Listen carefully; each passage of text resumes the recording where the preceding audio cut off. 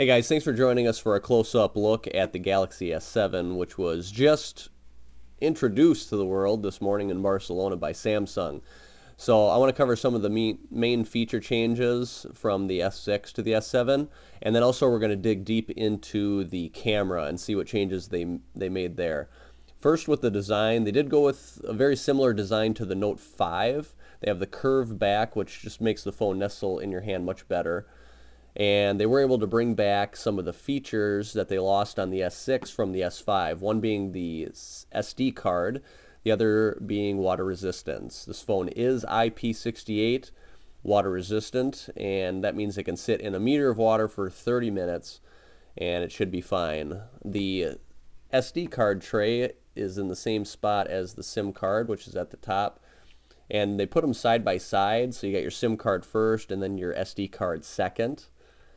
And they did put a bigger battery in this phone from the S6. This is a 3600 milliamp battery.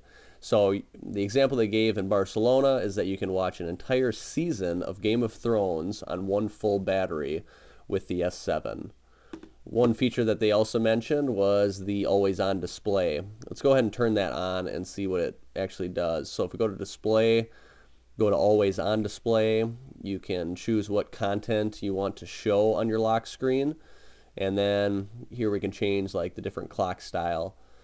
The average person checks their phone 150 times a day, and most of the times that they check those phones is to see if they have a missed notification or what time it is.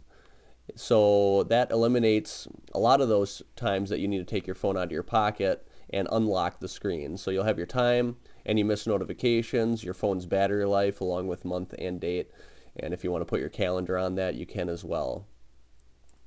Now let's take a close look at the camera, and I want to compare the camera on the S7 with the S6. So I have the S6 Edge on the right and the S7 on the left. Here I'm going to move this down, and let's compare two photos that I took. I actually took a few photos, but we'll go through each of them. So first thing you'll notice, we have a 4:3 ratio, so you actually have the true picture with the S7, where this is 16:9. So we're having some pixels being stretched out, where this is the actual true photo. All right, let's zoom in. I took this photo from the exact same distance, and let's compare. The S7, which is at the bottom, let's see if we can get it close to the same zoom in. Okay. So the S6 is at top, S7 is down below. You're actually getting brighter colors here. Each pixel is kicked in. That's that dual pixel they were talking about in the unpacking, where a lot of cameras, we don't even notice it, but a lot of those pixels are not even being used, where on the S7, 100% of them are being used with that dual pixel technology. Let's take a look at another photo. Zoom out. And here's a picture I took in my food pantry. So I have the S7 down below. Now let's zoom in, and I have an empty, and a full syrup bottle in my pantry. And let's see if we can zoom into about the same. Now I want you to notice the empty syrup bottle on the left and compare the two. Just seems like a more realistic, true photo that you were getting over here, and this is just a blurry mess. And it's the same if we look at different aspect or different objects as well. So let's zoom in on the nutritional facts of this box and compare. The S7 is down at the bottom, the S6 is at top. Look at that. Much better picture with the S7. And let's see, do I have another photo? Yes, Lightning McQueen chair. Let's take a look at this. 3 to 4 we have. Zoom in on Mater on both of these.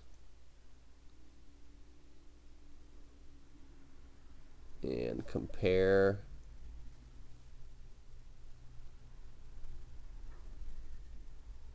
So the S7 is clearly dominant, even though they dropped in resolution 12 megapixel, but I don't have a problem with that if they can produce that kind of photo.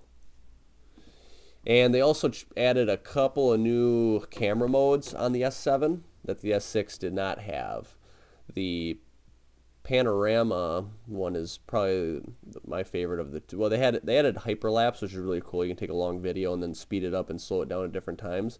And the panorama, they added motion panorama, so you can take a 360-degree photo, and then, but when you're navigating through the photo, which you can control with the S7, you'll actually see the movements that happened during that panoramic picture that you took. So a very cool feature.